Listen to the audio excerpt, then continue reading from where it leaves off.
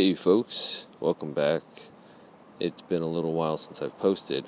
I've been on vacation and taken some time off to do some exercising, contemplation, biking, jogging, getting out to the ocean. I'm lucky enough to live about a few miles from the ocean, and I was going around the coastline thinking about the Mandela Effect when I sat upon this battery. It's a gun battery, and it's by the Golden Gate Bridge. When I noticed some weird stuff going on in the sky, as you can see in the video, I was starting to get little white sun effects. So I do some zooming in, and I put a filter on, and you can see our good friend, the little white sun. I don't think we've quite nailed down whether what we're seeing is the result of a cloaking apparatus or mechanism, an artificial sun, a projection, distortion.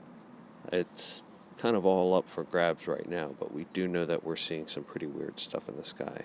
The reason I wanted to stop and take a look at the Mandela Effect is because what we're looking at in the sky, if it's dependent on larger perceptual changes, then I think we owe it to ourselves to take a look at what that perceptual change is and whether or not it affects what we're seeing in the sky. A lot of us report seeing new things, and maybe to others it's not as new or not as shocking. And I want to see whether these two things are related.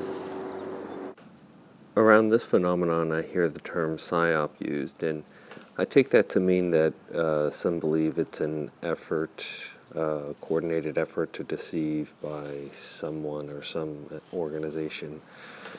And I mean, that may be the case. I don't know whether it is or not, but I don't take that as a reason to investigate something or not. I think it has the same sort of maybe trigger or buzz that the word conspiracy theory does around mainstream media. It has the tendency to dissuade people from looking into it. So, I may be fooled by it, but that's okay. It's okay to be fooled by things. It's more important, I think, that we look into them and figure out, how maybe we are being fooled, or if it is something worth looking into, finding out about it. I think I might actually start covering more things like the science of memory, how phenomena such as mass hysteria or mass delusion came to be invented, and how they're employed socially. Anyway, this video that you're looking at now is really interesting because I used to take this bike route. When I was training for a century ride, I would take this route almost every day, maybe 5 days a week, up to Marin County and do this route called Paradise Loop. And it's got a great view. It's got the Pacific Ocean to the San Francisco Bay, and you can see why there's a gun battery there. And in fact, there are a bunch of them lining the coastline, but they're all sort of just concrete placements now.